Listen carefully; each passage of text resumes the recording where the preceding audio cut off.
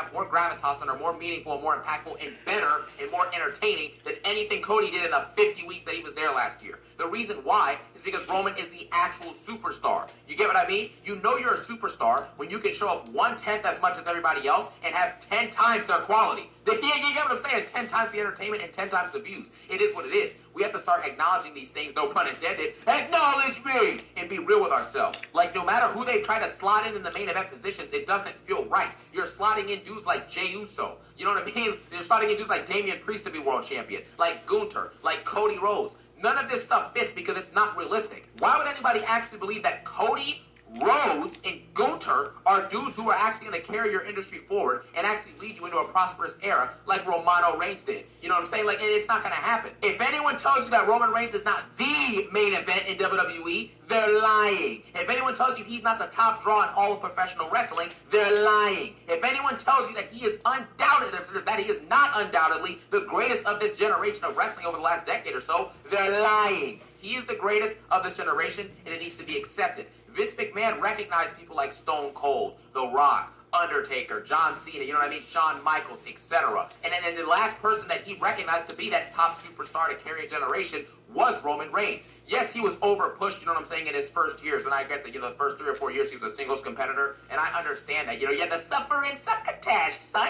Roman had a lot of skills to build on the mic because he wasn't that great in that area, but he was still having some good promos every now and then. He was still having really good matches here and then. Well, actually, I don't know about that. I mean, he is having pretty good matches fairly consistently as far as I'm concerned. That's just me, though. But you get the point. It's okay to have mid-carders, you get me? But you can't have mid-carders pretending to be main eventers. Cody Rhodes and Sami Zayn and Jey Uso should not be sitting in main event matches. You get me? Why is Gunther coming out as World Heavyweight Champion, on a Raw? That's unacceptable. That's why Punk does need to take this belt off him at SummerSlam. You need someone who's at least a quasi-main event guy, or a super over, draw like CM Punk, rather than a dude like Gunther. What are you doing?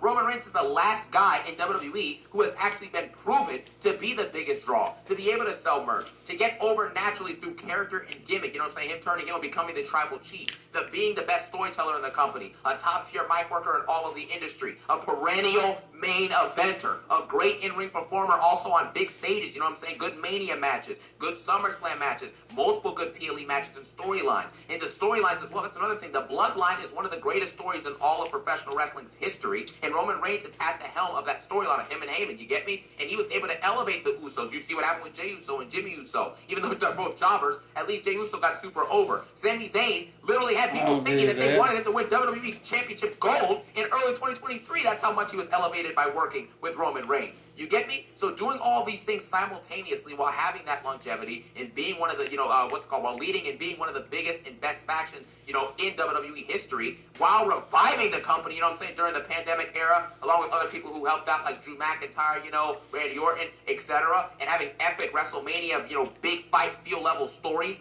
There is a clear difference in this dude and everybody else. The last time that you actually sat down for a pay-per-view and were like, wow, this is a big fight feel. This is interesting. It feels like Mania season no. This guy, Roman Reigns, is probably at the helm of it. Mania 40, The Rock was the big guy. He was the big dude who really made everything feel special. And right under him was Roman Reigns because of that 4-year championship reign and the way he told his stories. And in 2022, 2023, 2024, until, Triple H got, full control with Cody as champion, everything was doing pretty well from the company. They had clearly taken multiple very positive strides from like the 2018, 2019 days. They were actually getting, remember in the phase in 2023 and 2024 when they were selling out arenas left and right, The Rock came in and they were selling out everything basically, you know what I mean? And everyone was excited. WrestleMania was getting tons of views. Everyone was super pumped and super amped up to see what was happening with WWE and with the main event scene and who was going to be the guy to topple Roman Reigns down and, take his championship. And he ended up having one of, if not the greatest WWE championship reign of all time. And now, yes, he is a part-timer because he's bigger than wrestling. Like, we have to understand these things.